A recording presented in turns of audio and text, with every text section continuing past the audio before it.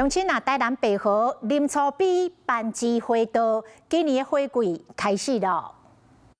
当年上真侪游客来翕相的白河林草比办枝花道，未来紧接开上暗的美景路。今年经费受到气候影响，花期较晚才开始，即摆经差不多开2成左右。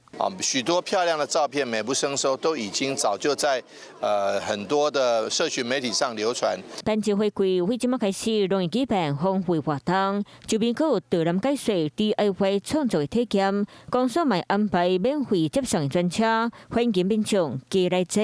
这木棉花季的期间，这个假日哦，我们也有那个接驳的公车，好，那我们也希望说，大家那个游客就妥善的来搭乘这一个那个公车。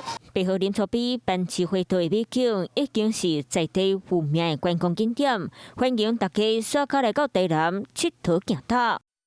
Hello， 我是林明瑞。想要抢先掌握最及时的新闻资讯吗？赶快订阅、按赞、开启小铃铛，锁定我们华视新闻的 YouTube 频道。